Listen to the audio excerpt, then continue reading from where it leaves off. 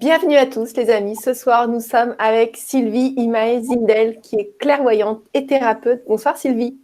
Bonsoir Gwénoline, bonsoir à tous et à toutes. Alors ce soir, le thème, c'est le défi des âmes évoluées. Donc c'est un super thème. Donc je vous invite à ouvrir grand les oreilles et n'hésitez pas à poser des questions si vous avez besoin. Donc Sylvie, on te connaît déjà très bien, mais pour les nouveaux, est-ce que tu veux bien nous faire une petite présentation ? Oui, bien sûr, avec plaisir. Donc, comme tu viens de le dire, je m'appelle Sylvie Zindel et je suis ce qu'on appelle thérapeute et clairvoyante. C'est-à-dire que le mot plus précis, c'est canal de lumière, c'est-à-dire que j'ai cette capacité d'être messagère d'autres plans, d'autres êtres, d'autres dimensions, afin d'accompagner les humains qui le souhaitent vers ce qu'on appelle le nouvel humain, c'est-à-dire un être unifié, un être qui a réussi à s'extraire de ce qu'on appelle la matrice illusion. Donc tout ça, on y reviendra probablement une autre fois. Et donc, toute ma vie, j'ai cherché à comprendre pourquoi tant de thérapeutes et tant de thérapies existaient et avec si peu de résultats pérennes. Et c'est là que j'ai découvert donc qu'on a tous des résistances à la guérison. Et une fois que j'ai découvert ça, j'ai tout créé au niveau thérapeutique, au niveau écriture, au niveau méthode, conférences, ateliers, pour pouvoir donner des outils concrets aux personnes ou les accompagner dans leur processus de rééquilibrage. Voilà, en quelques mots. Super, donc est-ce que tu donnes des stages ou des consultations privées ou comment ça se passe ? Alors, je donne pour les personnes qui souhaitent simplement un éclairage sur ce qu'elles portent, pour comprendre des situations, je vais plutôt faire une séance de channeling. Donc, je fais tout absolument à distance. Donc, je précise ça parce qu'effectivement, quand les personnes voient que mon site est avec .ch, lumièredêtre.ch, ils disent « Oh là là, où est-ce que c'est ça sur la planète ?» Ben, c'est en Suisse. Mais je fais tout à distance. Je n'ai pas besoin de voir les personnes pour pouvoir leur faire une séance de channeling ou des soins. Ça fonctionne très très bien puisque je travaille dans l'information énergétique. Et dans l'information énergétique, il n'y a pas de distance, il n'y a pas de délai et il n'y a pas d'obstacle. Ça passe directement, ça atteint directement les personnes au cœur de leurs cellules. Donc, je fais les soins aussi à distance, soit par Skype, soit par WhatsApp, depuis l'étranger, depuis la Suisse, sur mon téléphone portable. D'accord, ok. Voilà. Et je fais aussi des stages et des tas d'autres choses. Mais là, je suis déjà en train de recevoir des informations pour la Vibra. Ah d'accord, bon, on va commencer. C'était juste pour avoir ton actu. Voilà.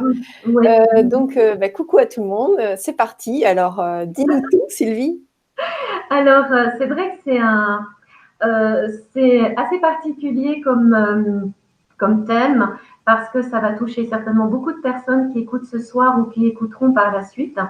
Alors, pourquoi j'ai choisi ce thème? Parce que bien sûr, je suis confrontée personnellement à ce genre de problématique, beaucoup moins maintenant parce que j'ai rééquilibré beaucoup de résistance chez moi, mais ça n'empêche que j'attire beaucoup de personnes de tous âges, enfants, ados, jeunes adultes ou personnes seniors qui sont dans cette souffrance au niveau de se sentir vraiment en décalage. Alors, vous avez remarqué que cette fois-ci, je n'ai pas créé d'espace comme je fais d'habitude pour les personnes qui me connaissent parce qu'on l'a fait juste avant de commencer la Vibra. Oui, on avait besoin, bizarrement. Voilà, il y avait des interférences. Peut-être, je ne sais pas, peut-être que je vais donner des informations de nouveau qui dérangent un peu certaines personnes, certains êtres qui n'ont pas envie que l'humain soit informé pour évoluer. Ça ne nous appartient pas. Je pense que ça va se dissoudre et tout va être paisible, même au niveau des ondes. OK? Donc, pourquoi ce thème? Parce que, comme je disais avant, il y a réellement maintenant une espèce de dissociation, de séparation, de différence flagrante entre, on va dire, la majorité des êtres humains et ces âmes ont évolué. Alors, pourquoi je n'ai pas utilisé le terme âme ancienne? Parce que je fais une distinction. Il y a une confusion. Souvent, on a dit « Oh, mais toi, tu es une vieille âme, tu as vécu déjà tellement de vies sur Terre, tu es une très vieille âme. Et toi, tu es une toute jeune âme, c'est la première fois que tu viens sur Terre. » Et pour moi, c'est une mauvaise interprétation.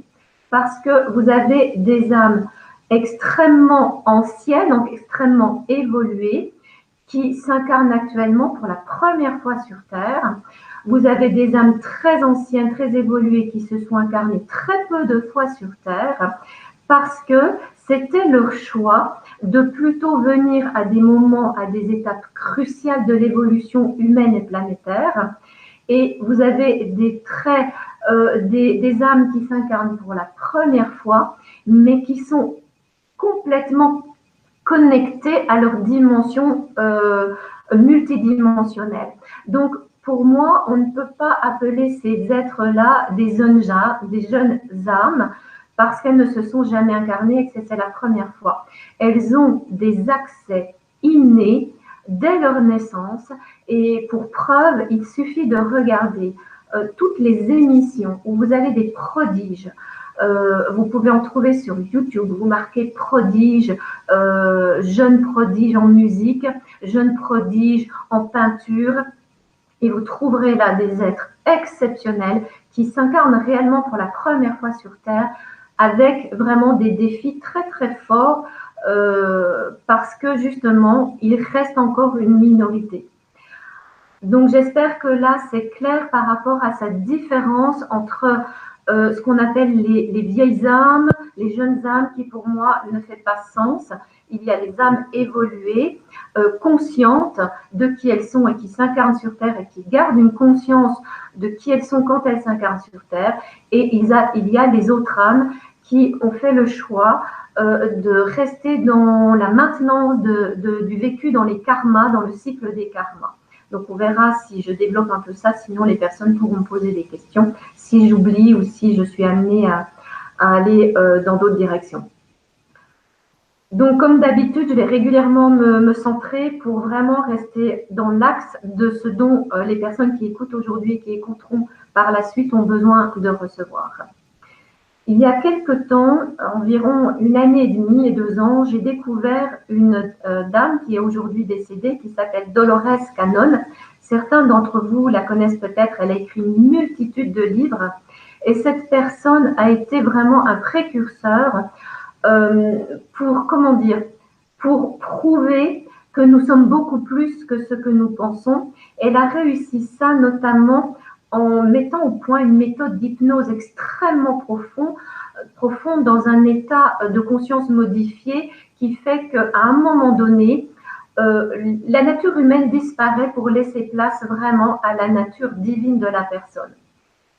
Là, elle s'est rendue compte qu'à un moment donné, certains êtres qui étaient en hypnose et qu'elle interrogeait sur des vies antérieures se mettaient à décrire des mondes tout à fait inconnus du plan terrestre, avec des détails extrêmement précis de comment se déroule la vie sur ces autres plans, de leur mission de vie, etc. Et c'est comme ça qu'elle a découvert ce qu'elle nomme les 3 vagues de volontaires. C'est le seul livre qui a été traduit, je crois qu'il est déjà épuisé. Donc si vous lisez l'anglais, vous trouverez toutes les références sur Amazon ou dans n'importe quelle librairie un peu branchée. Et donc, c'est là qu'elle a pris conscience que réellement, il existait des êtres qui venaient d'autres plans, d'autres univers. Et ça pouvait être justement des êtres qui ne s'étaient pas forcément tellement incarnés, et parfois même ils s'incarnaient pour la première fois. Par contre, là où je vais faire une différence avec elle, elle parle de 3 vagues de volontaires, donc d'êtres évolués comme s'il y avait 3 fréquences, mais pour moi, il y en a une multitude. Ce que je peux constater, c'est que plus on avance à notre époque dans le temps, et plus le nombre de ces êtres aux âmes évoluées s'incarne sur Terre à grande échelle. Tout ça pourquoi? Pour contrebalancer à un moment donné le pourcentage de quota âme évoluée, âme inconsciente, on va dire. Et actuellement, le problème, c'est que depuis des millénaires, les âmes évoluées ont été pourchassées, ont été dénigrées, ont été moquées, ont été décrédibilisées, ont été traitées de folles, de fous, de marginaux, d'asociaux. Et en fait, ça a isolé la plupart de ces êtres âmes évoluées vis-à-vis de la majorité des êtres humains. Ce qui fait que la plupart du temps, il y a les êtres qui ont conscience de qui ils sont, mais qui se retrouvent dans une forme de profond isolement et solitude, avec ce que je disais tout à l'heure, cette sensation d'être en décalage avec la plupart des autres êtres humains, ce qui crée beaucoup de souffrance. Donc, la différence que je fais par rapport à Dolores Cannon, c'est que pour moi, il y a toujours eu des êtres extrêmement évolués qui se sont incarnés sur Terre dans des périodes charnières pour transmettre un savoir, pour une technologie, des sciences, des médecines, des nouvelles approches quantiques de guérison, des nouveaux savoirs spirituels. Simplement qu'à l'époque, c'était très compliqué. S'il y avait eu trop d'êtres évolués, je pense que ça se serait très mal terminé pour ces êtres-là. Donc, quel est le meilleur biais pour les êtres, les âmes évoluées, de s'inclure un tant soit peu dans la société? C'est la plupart du temps d'utiliser le biais artistique. Ça va être la peinture, le chant, l'écriture. Ça va être des biais de créativité. Ça peut être de créer de nouvelles machines, de nouvelles expériences, toutes sortes. Il n'y a pas de limite dans la créativité de ces êtres aux âmes évoluées. Je vais revenir, ce que je vais faire maintenant, je vais vous parler un petit peu de qu'est-ce qui se passe quand une âme évoluée s'incarne sur Terre. Vous savez tous que dès lors qu'on s'incarne sur Terre, on oublie totalement d'où on vient et pourquoi on s'incarne. La différence avec les âmes évoluées, c'est que de plus en plus maintenant, elles reçoivent des bribes de conscience de qui elles étaient ou d'où elles viennent, mais ça reste encore très flou.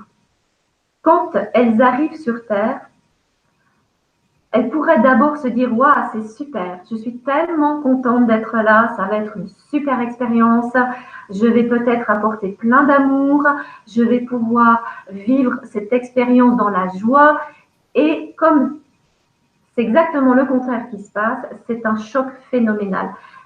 Parce que, comme je l'ai dit avant, quand l'âme s'incarne de toute façon, qu'elle soit évoluée ou pas, elle oublie sa mission de vie, elle oublie qui elle est, d'où elle vient. Dans les décennies futures, il y aura des êtres qui viendront s'incarner sur Terre plus facilement avec le souvenir de qu'est-ce qu'elles ont vécu dans d'autres incarnations, d'où elles viennent, pourquoi elles viennent. Mais pour le moment, ça n'est pas le cas.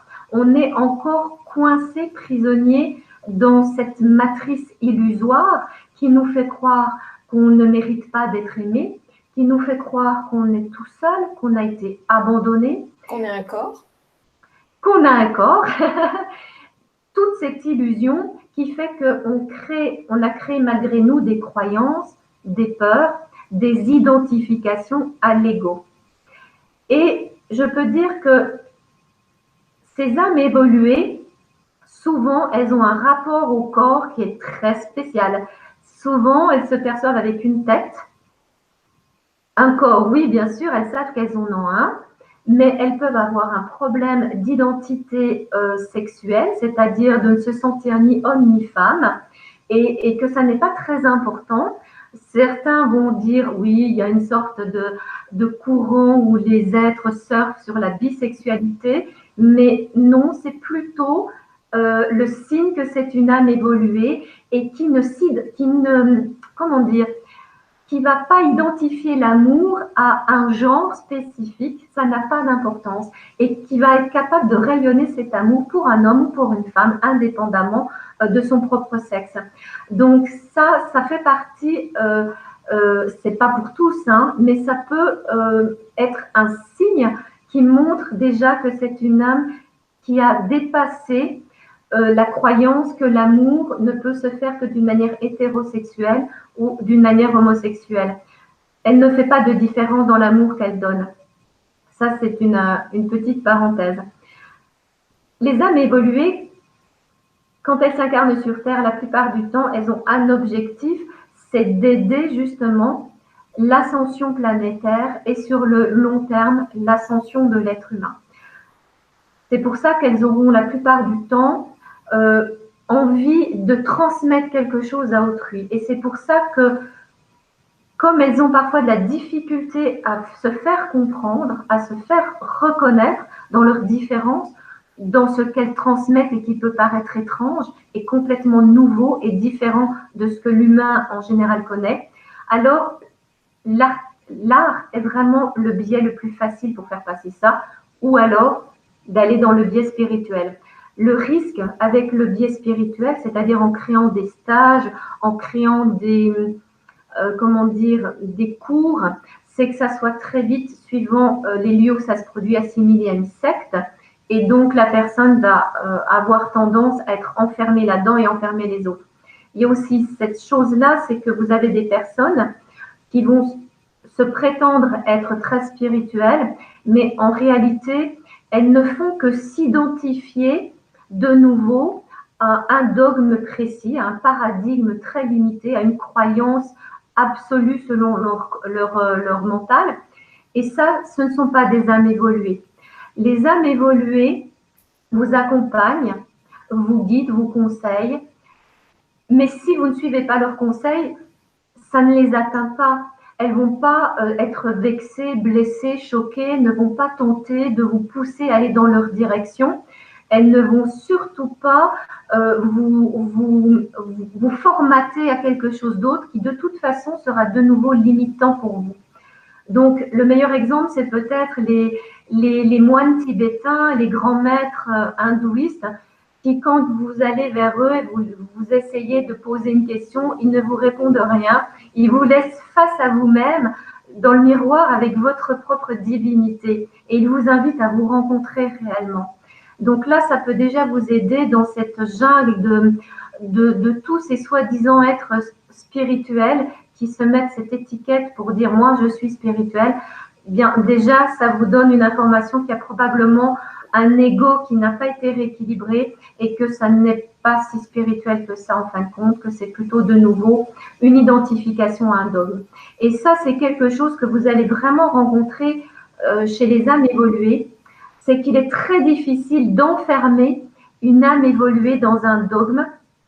Par essence, elles ne peuvent pas être enfermées, elles ne souhaitent pas, elles n'ont pas besoin de se sentir en appartenance avec une idée, avec une croyance, avec un mouvement, ou alors si tout d'un coup elles vont dans on va dire, un mouvement spirituel qui peut être, je ne sais pas, les Rosicruciens, que ça soit du chamanisme, un mouvement chamanique précis, faire une retraite pendant des années, eh bien, il y a un moment donné, si elles font le choix de suivre ce chemin-là à vie, ce sera vraiment un choix en conscience et elles le feront dans la paix intérieure et non pas pour se créer une structure sécuritaire à laquelle s'identifier.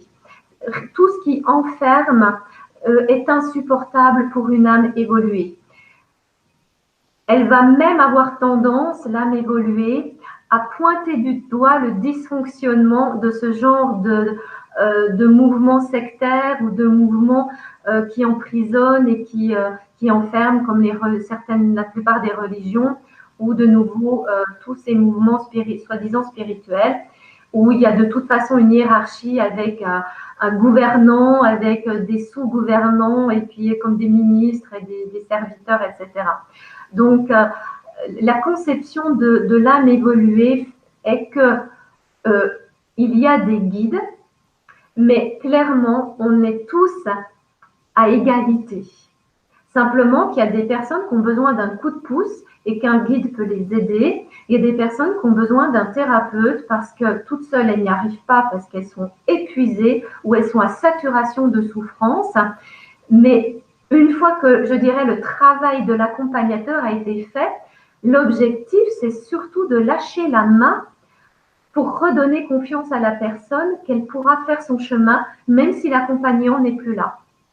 Donc, le rôle d'une âme évoluée, c'est de redonner l'information à toute personne qui la côtoiera, qu'elle a son propre pouvoir et que c'est une illusion de croire qu'on n'a pas de pouvoir et qu'on est limité et qu'il n'y a pas de porte de sortie et que la vie c'est comme ça et qu'on n'a pas de choix, etc., etc.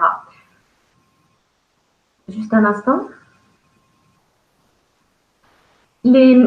les âmes, quand elles s'incarnent et qu'elles sont évoluées, donc elles gardent, je dirais, plus de connexion avec les plans multidimensionnels qu'avec les plans terrestres. Et ça, c'est aussi bien pour les êtres qui se sont souvent incarnés sur Terre que pour les êtres qui s'incarnent pour la première fois ou qui se sont peu incarnés. En fait, la problématique, c'est que très, très rapidement, les âmes évoluées se sentant dans l'absence du besoin de se lier à une espèce de bande dès leur plus jeune âge, elles n'ont pas besoin de s'identifier à une marque de fabrique, elles n'ont pas besoin de porter la même marque que les autres copains-copines, elles n'ont pas besoin de jouer certains jeux de pouvoir, elles ne peuvent pas aller dans le manque de respect envers autrui. Donc, elles sont un peu matures, un peu sérieuses avant l'âge. Et elles vont être tendance à être plus réfléchies et plus matures rapidement, à avoir un langage bien affirmé assez rapidement. Et après, souvent, elles vont simplement se laisser être comme à se formater à ce qu'on attend d'elles, jusqu'à ce qu'à un moment donné, ça soit plus supportable et qu'il y ait soit un burn-out, soit une dépression, un autre souci, une révolte qui va conduire à un sabotage de soi ou un mal-être profond. Donc ça, on verra si je le développe davantage. Un instant. Ce que j'entends dans je peux dire vraiment de manière récurrente, dans toutes les personnes que j'accompagne ou que j'ai accompagnées, au niveau de la souffrance des âmes évoluées, c'est vraiment ce sentiment de décalage qui font qu'elles se sentent très très seules, qu'elles se sentent incomprises. Et je vais expliquer qu'est-ce qui se passe. C'est une question de fréquence vibratoire. Ces âmes évoluées, comme je vous l'ai dit avant, quand elles arrivent sur Terre, elles vibrent davantage dans leur fréquence multidimensionnelle, on va dire la 5e, 6e dimension, plutôt que dans la fréquence terrestre, c'est-à-dire la 3e dimension.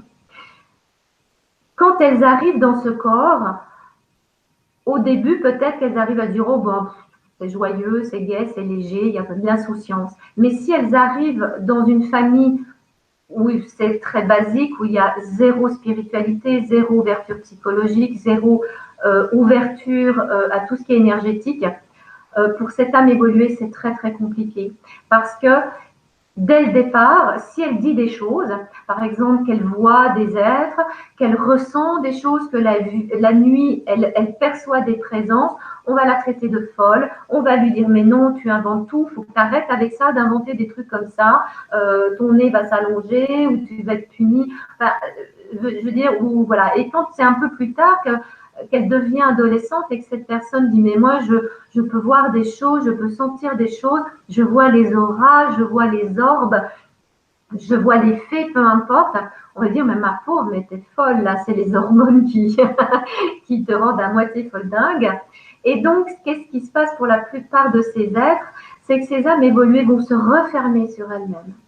Elles vont se refermer sur elles-mêmes. Et si elles n'arrivent pas à écouter cette petite voix intérieure qui leur dit mais non, tu n'es pas folle, fais-toi confiance, ce que tu ressens c'est vrai, ce que tu vois c'est réel, eh bien ça va être très compliqué pour cette personne-là. Si elle n'arrive pas à se faire confiance que oui, tout ce qu'elle voit, qu'elle ressent c'est vrai, c'est juste, eh bien elle va s'enfermer et elle va vraiment tomber dans une spirale de souffrance psychologique.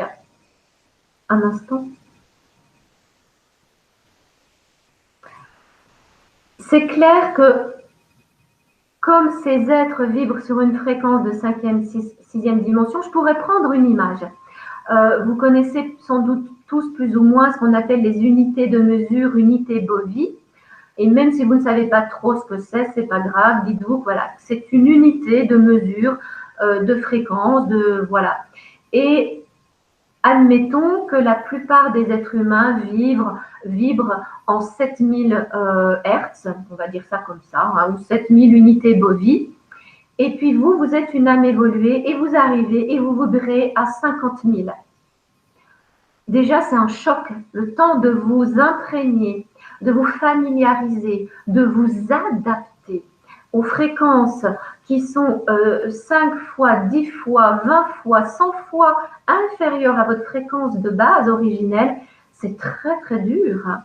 Donc, c'est pour ça aussi qu'il y a des enfants qui sont dans une hyperactivité et qui vont même devenir agressifs parce que c'est insupportable pour eux. Imaginez que c'est comme s'ils recevaient en permanence des petites aiguilles dans leur corps. Il y a de quoi être en hyper-excitation et de devenir agressif parce que c'est tellement à contre-courant de leur nature originelle, de qui ils sont en réalité. Et imaginez qu'ils n'ont aucune conscience de ce qui se passe en eux. Les parents sont complètement désorientés. Il y a très peu d'accompagnateurs.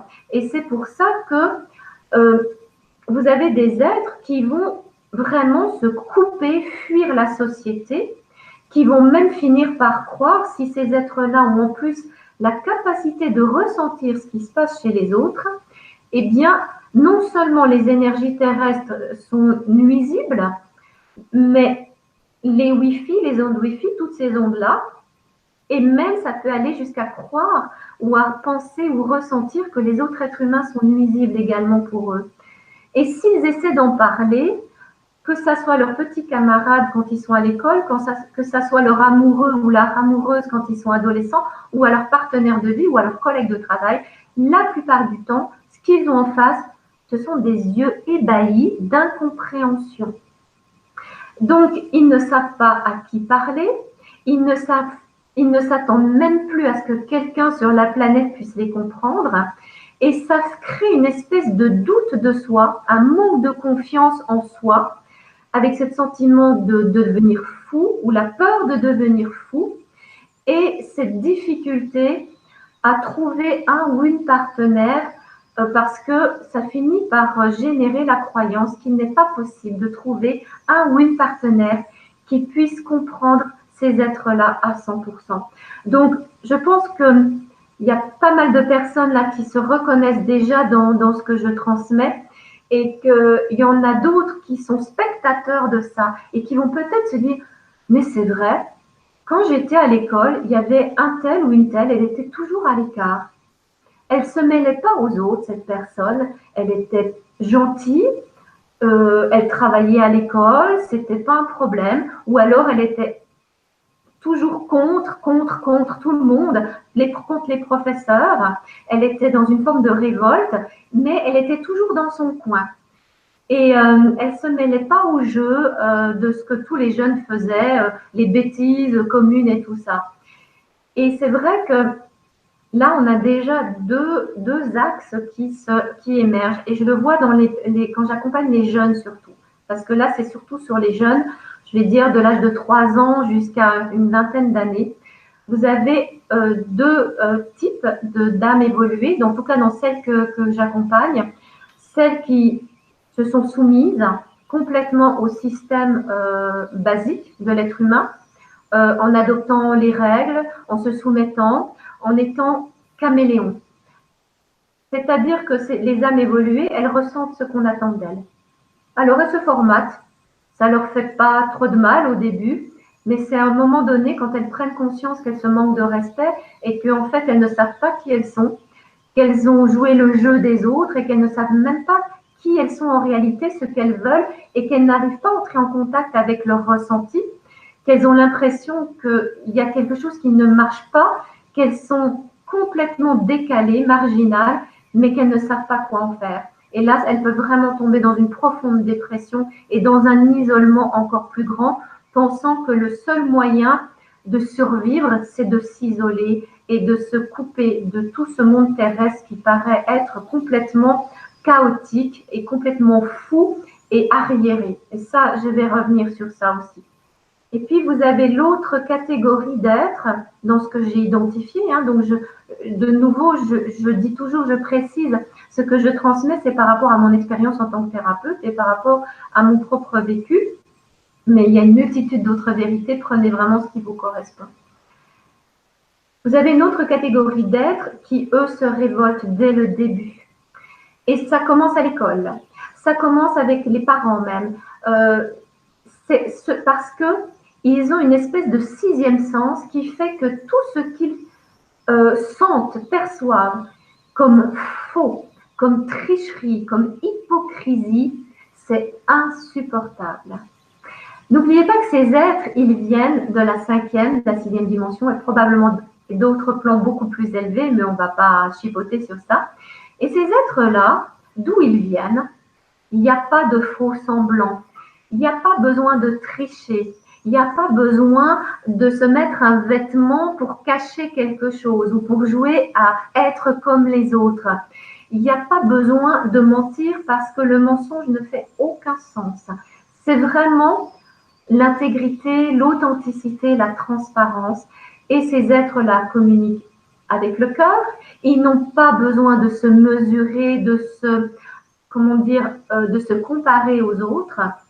Les résultats, les expériences servent à évoluer, à mieux se connaître, à mieux s'aimer, mais en aucun cas à se mettre une échelle de valeur, à se surestimer ou à se sous-estimer. Donc imaginez quand ils arrivent ici, c'est un choc.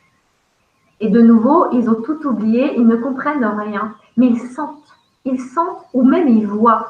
Donc imaginez que ces êtres-là, ils voient votre aura, et quand vous mentez, quand vous trichez, quand vous jouez à être quelqu'un d'autre, ou quand vous dites quelque chose, mais qu'en fait vous n'y croyez pas du tout, eh bien, ils voient que les couleurs de votre aura changent.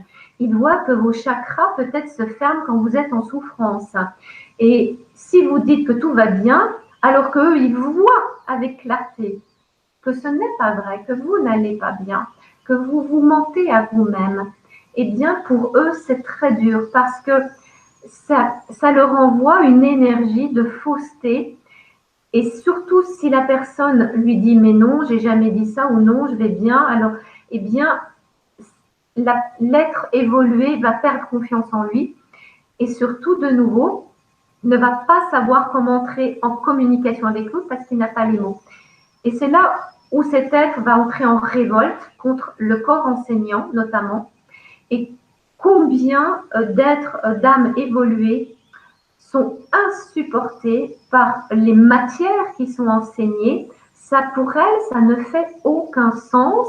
Elles ont déjà une idée de ce qu'elles vont faire, par exemple, et si elles n'ont pas d'idée, elles veulent avoir le droit de choisir au moins les matières dans lesquelles elles trouvent un intérêt, et elles ont raison, parce qu'en faisant ça, elles ne vont pas s'enfermer, elles vont développer justement là où il y a un potentiel réel à développer. Et qui a le droit de dire que parce que cette personne veut faire de la mécanique, ça n'est pas spirituel, ça n'est pas une conscience évoluée? Qui peut prétendre que parce que cette personne veut conduire des camions, ça n'est pas une âme évoluée? Un instant. Il y a vraiment une très mauvaise interprétation de ce que c'est, de ce qu'une âme évoluée est censée faire de sa vie. Ça ne fait pas de sens. Vous avez des âmes évoluées dans les banques, vous avez des âmes évoluées qui sont juste, entre guillemets, juste, pardonnez-moi ce terme-là est approprié, qui sont mamans, qui sont peut-être simplement la caissière au supermarché qui dit bonjour à tout le monde et qui le dit avec le cœur et qui ensemence une étincelle d'amour dans toutes les personnes qui lui donnent de l'argent et qui lui disent même pas bonjour, qui lui donnent même pas un petit merci. Donc, être une âme évoluée, c'est clairement très très compliqué. C'est pas un défi, c'est une multitude de défis. Mais en même temps, c'est une expérience extraordinaire une fois qu'on comprend ce qui se passe.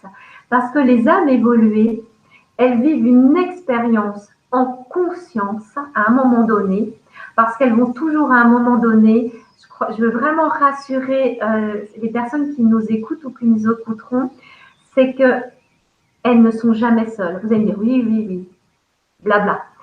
Non, je vous assure que c'est vrai. Vous n'êtes jamais seul. Simplement, vous n'avez pas le mode d'emploi et vous avez tendance souvent à croire que personne ne peut vous comprendre. Le nombre de personnes, de jeunes, qui ont où les parents m'appellent. Ils me disent, écoutez, je ne vous cache pas que mon fils, ma fille, ils sont d'accord de faire une séance avec vous, mais c'est un peu une séance test. Donc, ils vont un peu vous toiser et voilà. Et moi, je dis, mais il n'y a pas de souci. Moi, je ne suis pas là pour leur prouver que je sais plus de choses qu'eux. Je ne suis pas là pour leur imposer ma vision. Je suis là à leur service. Je suis là pour eux, pas pour moi, pas pour mon ego, pas pour satisfaire quoi que ce soit chez moi. Et combien de fois ces jeunes-là qui ont déjà vu plein de psychologues, et je ne remets pas en cause les psychologues, les psychiatres, c'est juste une question de fréquence, je vais revenir. C'est que ces êtres-là, ils viennent, ils disent ouais, allez, c'est maman qui paye, je m'en fous, j'y vais, puis si ça me plaît pas, c'est une séance de perdu, une heure de perdu, voilà.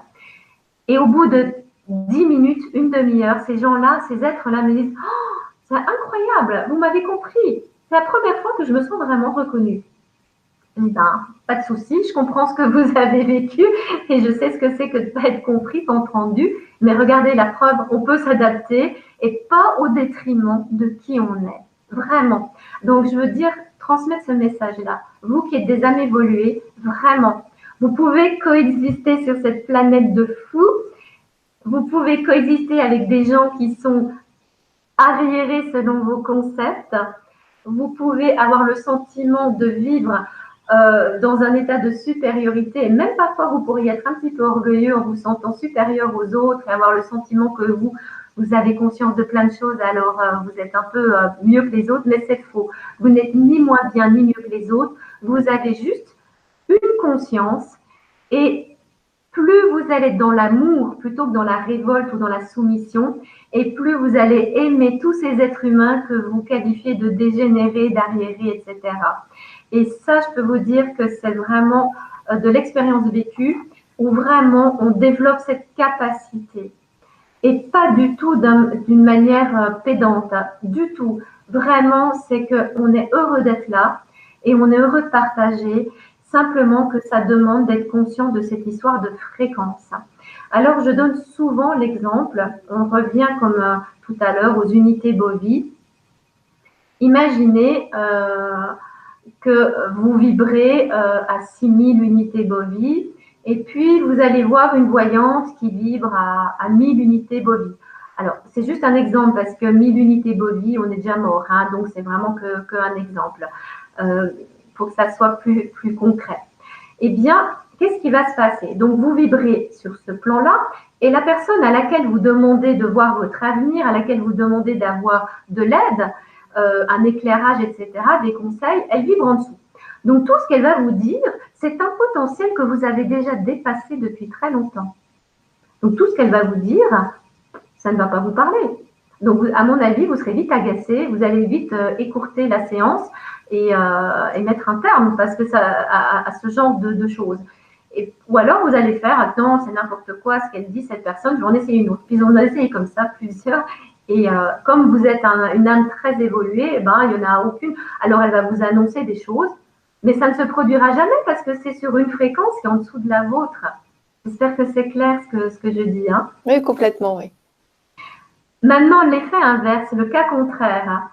Donc, vous vibrez très bas, vous êtes voilà, une âme pas très éveillée, on va dire, et puis vous allez voir quelqu'un qui est super éveillé, qui a une conscience, qui vibre. Donc voilà, c'est vous qui vibrez à 1000 Hertz et puis l'autre à 5000 Hertz. Et tout ce qu'elle va vous raconter, ça sera du chinois. Vous n'allez rien comprendre.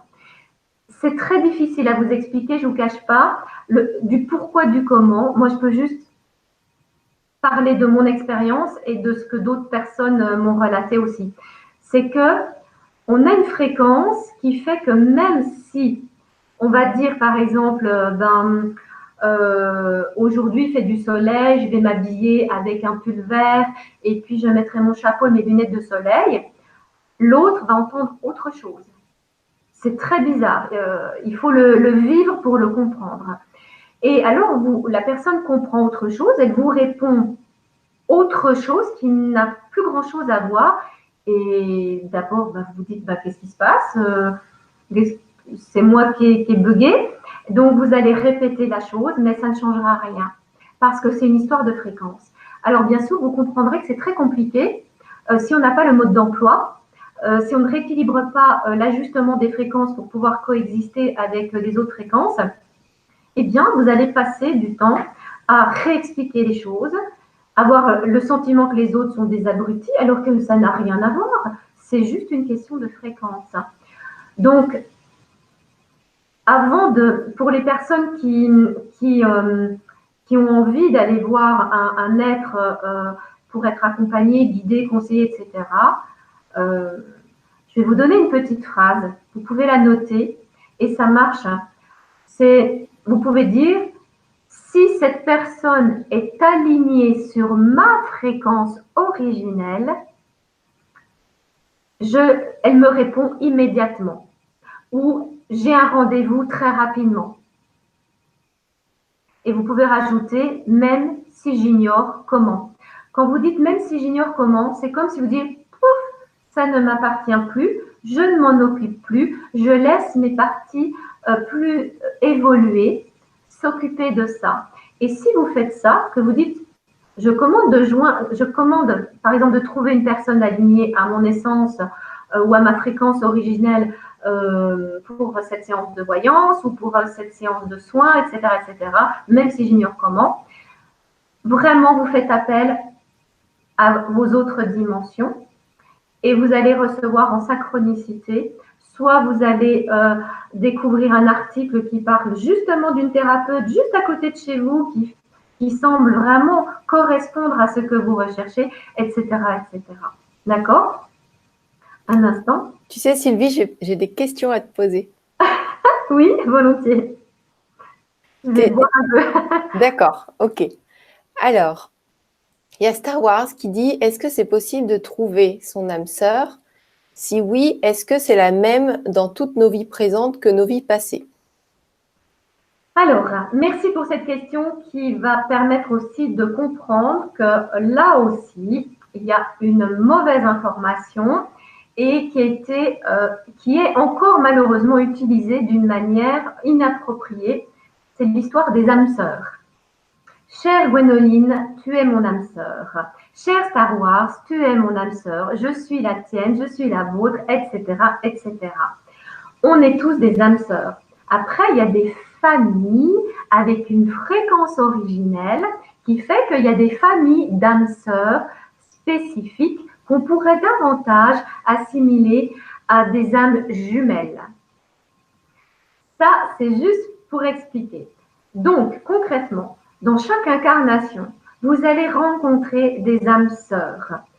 Pas forcément toujours de votre famille d'âmes originelles, mais la plupart du temps, vous vous retrouvez de vie en vie, pas forcément pour vivre toujours le même scénario, c'est même plutôt rare.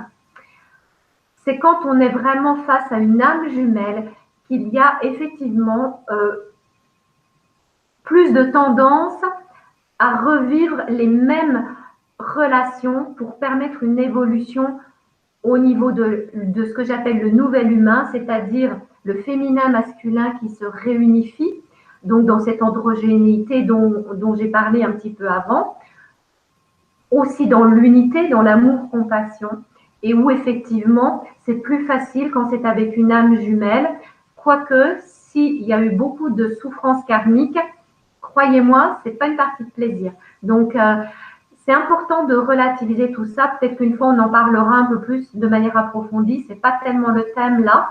Mais donc, pour répondre à cette question, on retrouve plusieurs âmes sœurs. Et il y en a de loin des centaines d'âmes sœurs, si ce n'est pas des milliers. Et certaines vont créer des liens plus profonds au fil des incarnations qui vont faire qu'elles vont choisir de jouer certains rôles pour vous aider à évoluer et vice-versa. D'accord, merci beaucoup.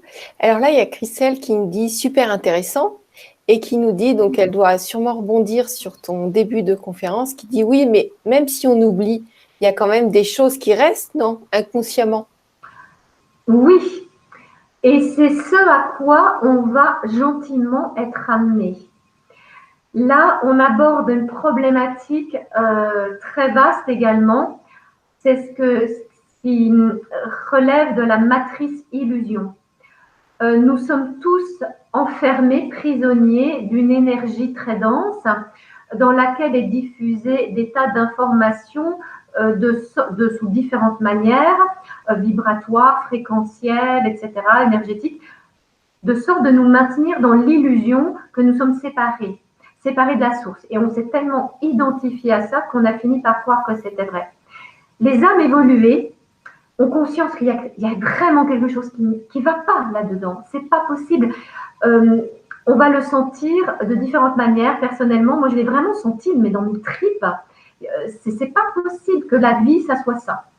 Donc ça, c'était vraiment le moteur qui m'a permis de gentiment aller chercher des informations et de m'ouvrir à autre chose. Mais je ne vous cache pas que la majorité des informations que j'ai reçues, je les ai reçues en canal et non pas par d'autres êtres. Juste un instant, j'ai perdu le fil, pardon. Donc, tout ce que vous avez vécu dans d'autres vies se trouve au-delà de cette matrice. Elle se trouve dans une autre matrice qui s'appelle la matrice divine, qu'on peut appeler l'Akash. Peut-être que vous avez déjà entendu parler des mémoires akashiques, il y a des êtres qui font ça, qui vous permettent d'aller retrouver vos vies dans vos mémoires akashiques ou des informations dans les mémoires akashiques par rapport à qui vous étiez, qui vous êtes, qui vous serez, etc. C'est comme un univers parallèle. Donc, tout ce que vous avez été, mais j'irai même au-delà, tout ce que vous êtes et tout ce que vous serez est inscrit dans l'Akash. Et donc, à un moment donné, nous allons retrouver cette capacité lorsque nous serons de plus en plus à nous extraire de cette matrice. Cette matrice finira par se dissoudre et il n'y aura que cette matrice divine avec toutes vos mémoires akashiques. Mais il y a une réalité, c'est qu'on a été tellement dans l'identification à ce que l'on n'est pas, c'est-à-dire à notre ego, à nos souffrances, à des croyances, à des peurs, qu'on s'est comme créé une identité qui n'a pas lieu d'être, mais qui est dense et qui est d'une certaine manière réelle et concrète. C'est pour ça que pour devenir nouvel humain, pour pouvoir accéder à vos mémoires akashiques, passé, présent et futur, ça demande vraiment d'abord de rééquilibrer l'ego et ensuite on peut réunifier. C'est ce que je fais dans les soins. En tout cas, moi, je fais comme ça. Je pars du principe que de vouloir tuer l'ego ou le renier ou faire comme s'il n'existait pas et dire c'est une illusion. Oui, d'accord, mais n'empêche qu'aller dire ça à quelqu'un qui a un cancer, il va vous dire attends, ton illusion, tu peux en faire ce que tu veux, mais tu ne viens pas avec ça me voir. Moi, mon corps, là, je peux te dire c'est pas de l'illusion. Donc, c'est important de prendre soin de l'ego. On ne peut pas accéder maintenant à toutes ces mémoires akashiques parce qu'on deviendrait complètement dingue. Mais imaginez que tout d'un coup, vous puissiez voir que vous avez tué votre âme sœur dans une autre vie par jalousie, ou que dans une autre vie, vous avez été violé par une âme sœur. Non, mais il y a de quoi devenir dingue. Donc, vous comprenez que, mais clairement, même les âmes évoluées ne sont pas prêtes à accéder à toute cette mine informative. Ok, très bien, merci.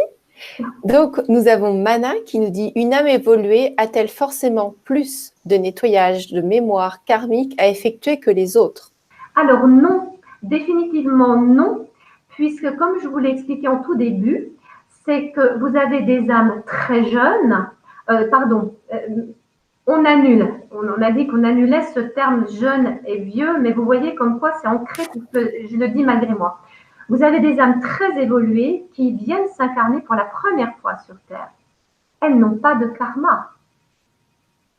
Donc, quand c'est souvent des êtres très jeunes qui viennent qu'on me confie à ce moment-là pour refaire le rééquilibrage, ces êtres-là, les difficultés qu'elles rencontrent, c'est vraiment cette problématique d'adaptation avec les énergies, les fréquences des êtres humains et de la planète Terre. Elles se sentent agressées, elles se sentent incomprises, elles se sentent tristes d'être là. Elles ont le sentiment que c'est impossible de créer des liens avec les autres. Et puis parfois, elles se sentent, comme je disais tout à l'heure, supérieures. Elles peuvent développer une forme d'orgueil parce qu'elles ont une telle intelligence, mais c'est une intelligence qui n'a rien à voir avec l'intellect. C'est une intelligence multidimensionnelle qui est imaginée que la plupart des êtres humains, on va dire, elles ont une antenne qui leur permet de capter une fréquence. Ben, les âmes évoluées, elles ont une multitude d'antennes. Elles captent une multitude de fréquences et des choses qui vont paraître à des âmes, on va dire, moins évoluées. Elles vont dire, ouais, c'est compliqué ça. Ben, les âmes évoluées, pour elles, ça sera super simple et ça sera tellement logique. Hein. Et il peut arriver aussi que les âmes évoluées, quand c'est trop simple, ça leur demande un effort de fréquence. Donc, je reviens toujours à cette histoire de fréquence parce qu'en fait, je réalise que je n'avais pas tout donné comme explication, mais tout est parfait. C'est que c'est important d'apprendre à ajuster ces fréquences pour qu'elles puissent s'adapter aux situations, aux personnes auxquelles vous parlez ou qui vous parlent et qui se confient à vous et d'être vraiment dans le non-jugement et dans l'accueil complet. Et ça passe par l'ancrage, et ça, Dieu sait si les âmes évoluées et l'ancrage, ça fait deux. Donc, une des plus grosses problématiques des âmes évoluées, c'est l'ancrage. Et ça, alors je peux vous dire qu'elles s'incarnent pour la première fois ou qu'elles aient déjà vécu de multiples incarnations, la problématique d'ancrage est chez toutes les âmes évoluées, puisque pour elles, leur fréquence la plus harmonieuse, ce sont des fréquences 5e, 6e dimension au minimum. Alors les fréquences de 3D, avec les conflits, avec les mensonges, avec les manipulations, c'est juste impossible. Donc le travail de l'ancrage, il se fait par le rééquilibrage notamment les croyances qu'il est dangereux de s'ancrer sur Terre. Ça peut être aussi la peur de perdre ses connexions avec la source si elle s'ancre, la peur de devenir comme les autres êtres humains si elle s'ancre. Vous voyez, ça va très très loin. Et c'est pour ça que j'ai même créé un protocole spécial pour réunir justement les fréquences de ces êtres-là avec leur cœur et non plus avec la tête pour que ça soit harmonieux. Super. Je ne sais pas si j'ai répondu à la question en fin de compte. Si, tu l'as répondu au début. Alors, il y a Star Wars qui dit « N'oubliez pas le pouce bleu car cela permet à la chaîne d'être mieux référencée. » Donc, c'est adorable. Oh, c'est chou, merci beaucoup. En effet, et puis si vous voulez partager le contenu, n'hésitez pas. Hein, ça aidera tout le monde, autant Sylvie que ceux qui vont découvrir la conférence. Et si je peux me permettre un petit aparté, diffuser au maximum cette fréquence aux parents d'enfants qui sont diagnostiqués hyperactifs, agressifs, qui sont sous traitement. Et ces traitements-là, ça peut aider parfois juste pour que l'enfant se pose et qu'on puisse le rééquilibrer après. Mais sinon, ça les déconnecte de leur connexion spirituelle et ils perdent leur identité profonde. Donc, je ne dirai jamais qu'il faut arrêter un traitement, que c'est pas bien, mais juste, c'est très souffrant pour ces êtres-là. Oui, bon, c'est vrai que tous ces traitements-là, c'est pas du tout adéquat pour les enfants parce que ça fait diminuer le niveau de conscience et clairement, pour avoir vu les tests scientifiques, ils ne sont pas récupérables. Vraiment, ils ne sont pas récupérables au niveau de la conscience. Alors, je t'assure, on peut récupérer parce que en fait, n'oubliez pas. Alors, ça dépend les doses qu'ils ont reçues. Alors, et surtout, il ne faut pas culpabiliser les parents. Je voulais juste faire une aparté parce que souvent, quand on manque de connaissances et qu'on voit son enfant dans un certain état, ça peut être vraiment traumatisant pour les parents. Et ils ne savent pas faire d'autres parce qu'ils ont conseillé par les médecins qu'il faut faire comme ça et que c'est comme ça que ça fonctionne. Et c'est vrai que c'est intéressant pour ceux qui sont un petit peu au courant de prendre d'autres avis, mais on ne peut pas jeter la pierre aux parents, pas du tout. C'est juste qu'on informe. Mais quand on reste trop longtemps sous drogue ou sous médicament, c'est très dur. Par exemple, toi, tu m'as dit que tu ne prenais pas de gens en consultation qui étaient sous médicaments ou sous drogue, ce qui est logique. Mais ce n'est pas la même dynamique. En fait, je fais la différence.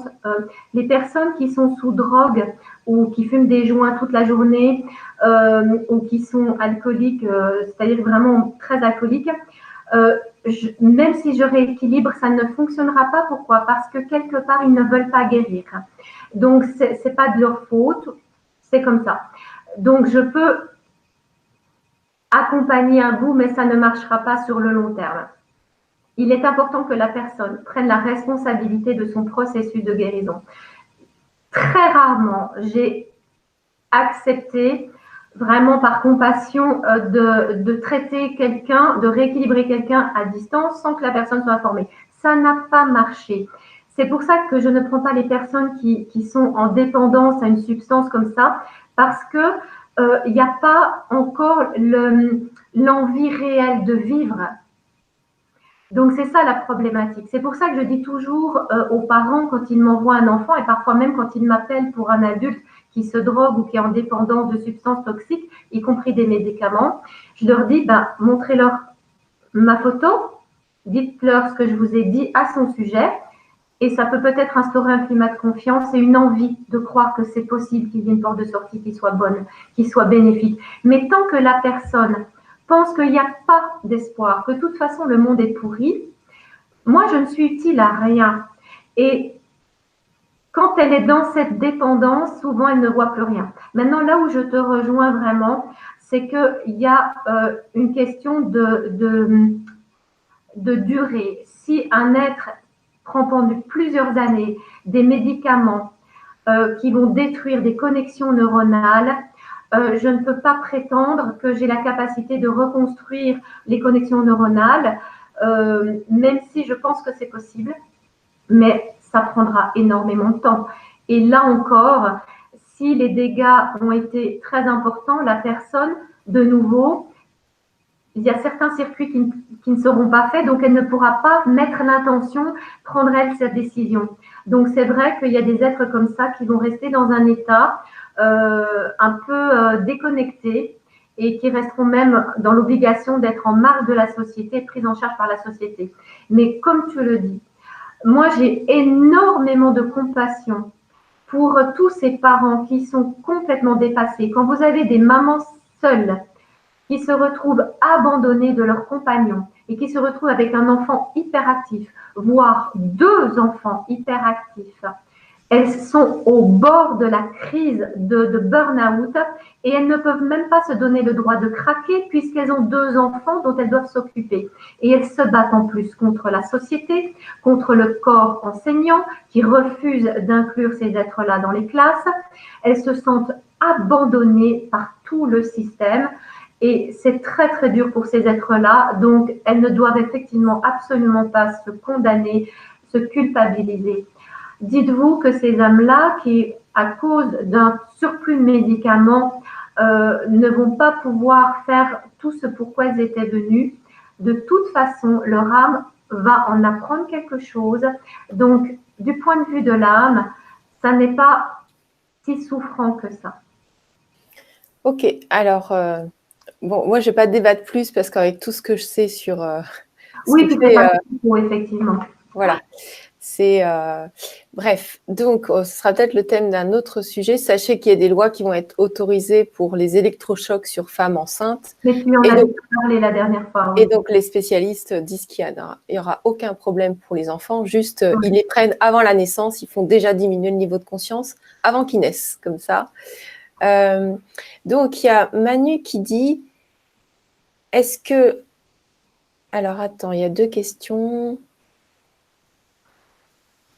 Est-ce que la différence de fréquence entre le moment de l'arrivée sur la Terre et l'incarnation dans le corps physique pourrait notamment expliquer l'apparition d'une ou plusieurs maladies? Non. Les fréquences vont être en disharmonie à cause du vécu.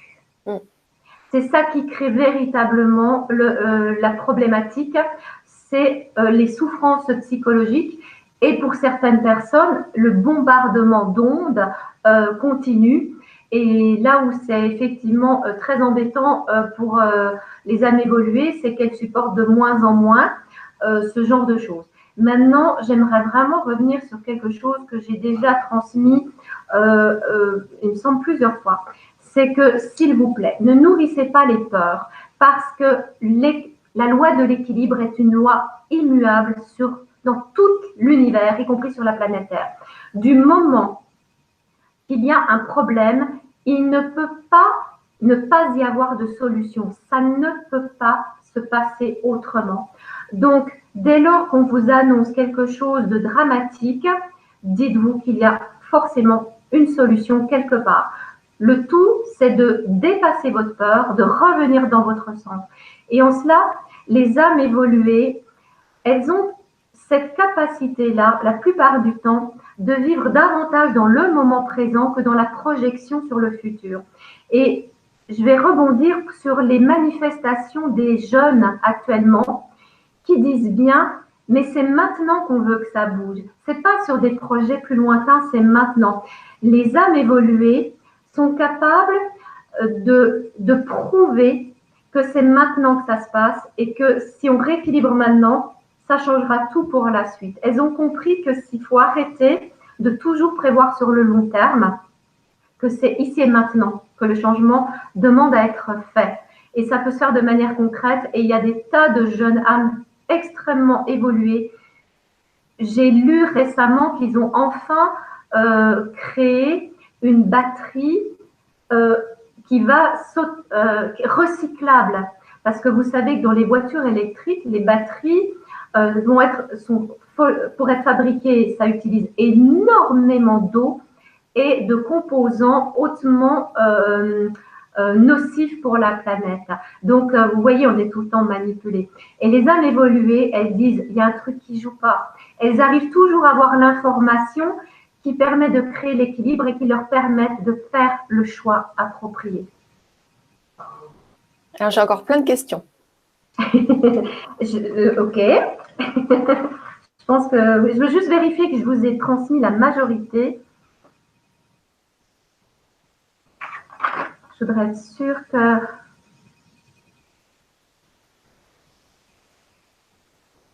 Oui, je pense que je peux vraiment maintenant laisser de côté... Oui, on y va.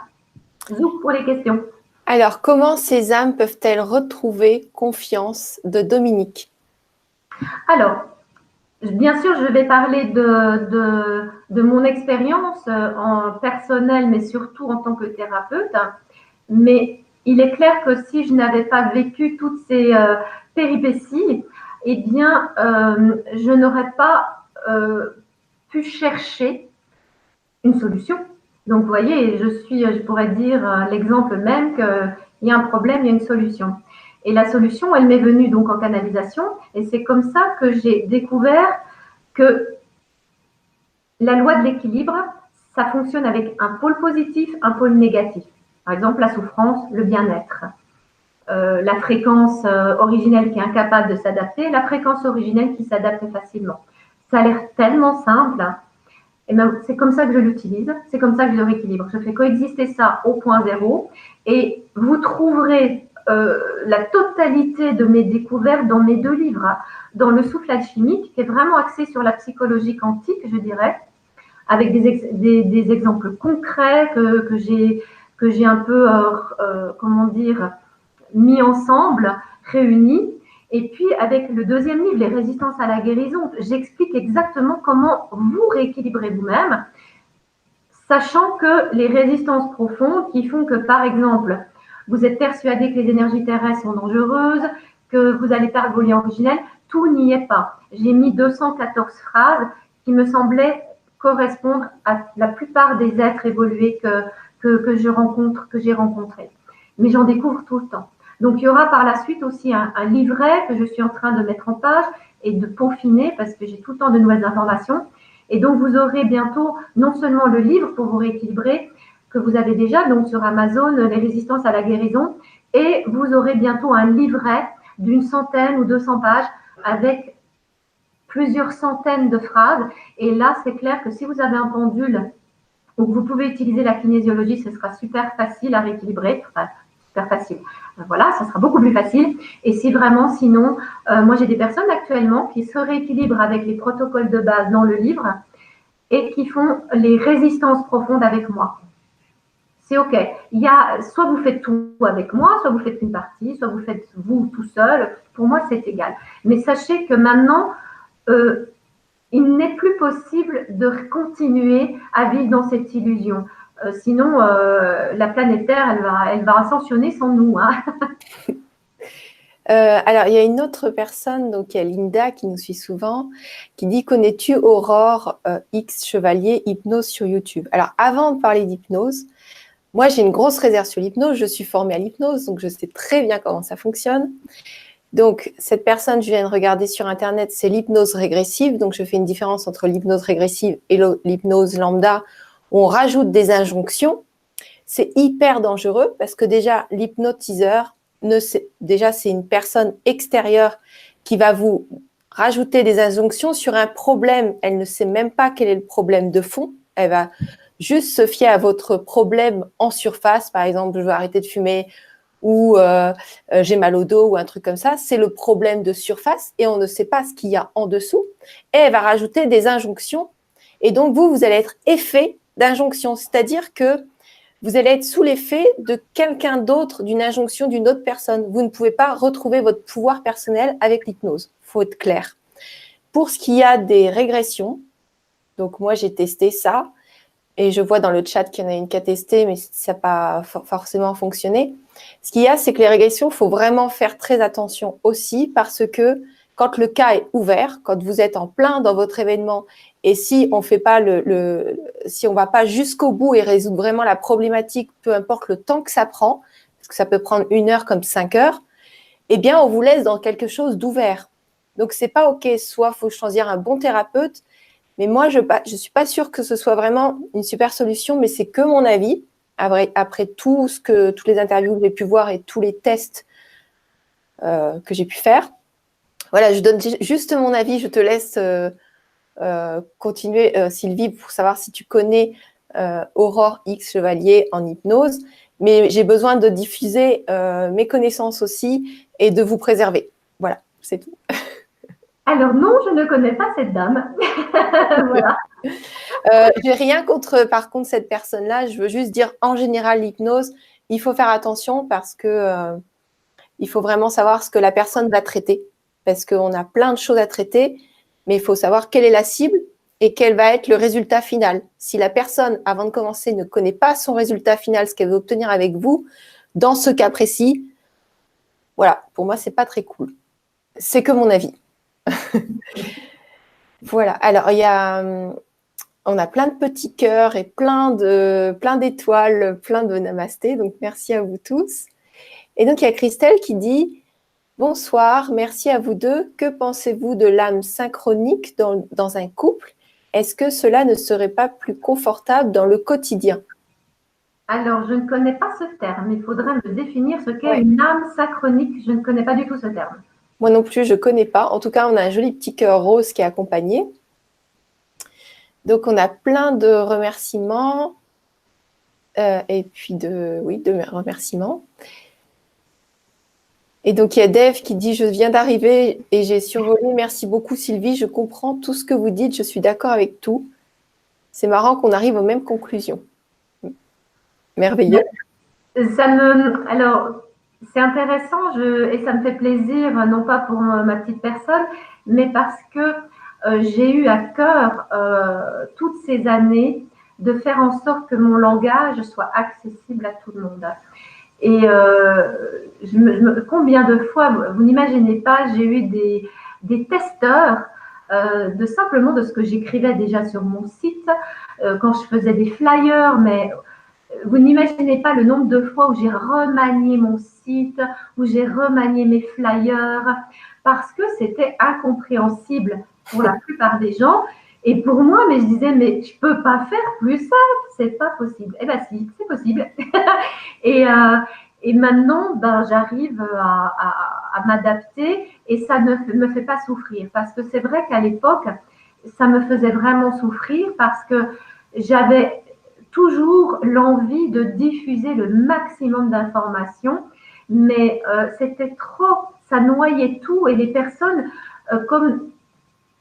comment vous dire, pas seulement ce il émane de ma bouche, mais ce qui est écrit, ce qui va être peint, ce qui va être chanté, ça émet ma fréquence originelle. Donc, si je ne fais pas attention de rester dans mon ancrage, de revenir régulièrement, eh bien, je peux à tout moment repartir davantage dans mes fréquences originelles et ne plus être accessible. Et je ne vois pas faire autrement pour que ça puisse profiter au maximum de personnes. Mon objectif, c'est vraiment ça. Et c'est tout bénef pour moi dans le sens que il y a des échanges, il y a du partage et franchement, je ne me sens plus du tout seule depuis longtemps. Merci beaucoup. Alors, on va prendre une dernière question avec Stéphanie dans les étoiles qui nous dit « Parfois, nous revenons sur Terre avec des blocages d'anciennes vies, psychologiques ou même physiques parfois. Est-ce que l'autisme, les 10, alors peut-être dysfonctionnement, etc., peuvent être liés à cela? Y aurait-il des solutions? » Alors, il y a… Franchement, je ne vais pas trop développer sur ça parce que je ne suis pas médecin et qu'il y a de multiples raisons à tomber malade. Dans les cas des enfants qui ont un handicap ou qui ont un niveau d'autisme, vous savez aussi qu'il y a différents niveaux d'autisme, des autistes qui peuvent très bien être en réalité des consciences d'un très très haut niveau, d'autres qui ont fait le choix de s'incarner dans un corps avec des limitations physiques et psychiques, mentales, pour pouvoir se libérer d'un coup de plusieurs problèmes karmiques. D'autres aussi vont choisir de s'incarner comme ça avec une problématique particulière pour faire évoluer les parents. D'autres vont même faire ça pour faire évoluer la société, le système scolaire. Donc, c'est compliqué pour moi d'entrer en matière. Personnellement, je n'ai jamais accompagné d'enfants autistes, donc je ne peux pas parler de ce que je ne connais pas. Je peux aider les personnes qui ont des problèmes psychiques assez importants, mais je ne vais pas en parler à part si un parent me contacte, parce que vous pensez bien qu'avec le corps médical, ça va tout de suite ça va tourner en vinaigre, en eau de boudin. D'accord, ok. Voilà, mais volontiers, je peux répondre à cette personne par mail ou qu'on s'appelle par WhatsApp, volontiers. D'accord. Il y a juste une dernière question qui vient d'arriver de Céline qui dit « Bonsoir, qui peut nous faire accéder aux annales akashiques? Quel genre de thérapeute? Des personnes qui canalisent ?» Oui, alors forcément, ces personnes-là, elles ont des petites antennes, donc, et elles ont leur spécificité qui va être plutôt axée sur ça. Personnellement, alors, je rejoins aussi ce que tu disais en partie tout à l'heure par rapport au fait d'aller farfouiller dans les vies antérieures. C'est très important de faire appel à des personnes extrêmement expérimentées, c'est-à-dire qui ont plusieurs années d'expérience, de pratique, parce qu'effectivement, suivant ce que vous allez revivre, surtout quand il s'agit d'âme évoluée, eh bien, je peux vous dire que l'accompagnateur, l'accompagnatrice a intérêt à avoir les 2 pieds dans les baskets et bien ancré sur terre et surtout sa tête bien droite. Parce que suivant les réactions émotionnelles, suivant les connexions qui vont se refaire, ça peut faire comme si la personne partait dans un délire. Et en cela, Dolores Cannon, elle a d'abord été hypnothérapeute et c'est parce qu'à un moment donné, il y avait des êtres qui avaient des discours complètement différents du discours de juste la petite vie antérieure où on était un chevalier ou je ne sais quoi, et qu'elle s'est rendue compte que ça décrivait des systèmes complètement inédits au niveau du fonctionnement de la société, des descriptions de paysages complètement inconnus. C'est là qu'elle s'est rendue compte qu'elle avait la capacité, elle, parce qu'elle était canal, d'induire cet état de transe extrêmement profonde. Mais concrètement, elle a formé des gens, je n'en connais pas, je ne veux pas dire le contraire. Elle est américaine, donc vous en trouverez aux États-Unis. Je crois qu'il y en a 2-3 en France, en Suisse, je ne sais pas, je crois qu'il y en a 1 ou 2 personnes. Mais je ne peux absolument pas vous donner de nom. Mais alors, le but, savoir le but, si c'est juste pour savoir un petit peu, parce que les gens sont curieux. Moi, je l'ai été, hein, j'ai fait plein de trucs. Oui, alors volontiers, je vais Voilà. développer. Oui. Donc, si vous avez un but juste de savoir que vous étiez dans des vies antérieures, vous étiez tout. C'est pas compliqué, vous étiez tout, vous en avez des millions et des millions. Donc, voilà. Si par contre, c'est vraiment un but de santé ou de résolution de vie, il y a plein d'autres moyens. Alors, voilà, il ne faut pas que ce soit juste une passion de se barrer dans des trucs. Moi, j'ai fait, ça ne m'a pas apporté rien. Donc, il y en a d'autres, c'est pareil. Tout à fait. Là, on est effectivement dans le cœur de tout ce que j'ai créé, de ce que j'ai découvert. C'est que actuellement, ça va très très vite.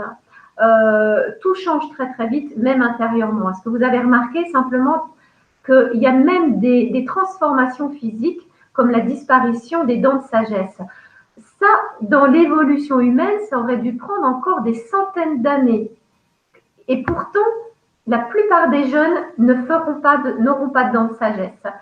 Donc, il y a des transformations extraordinairement rapides actuellement.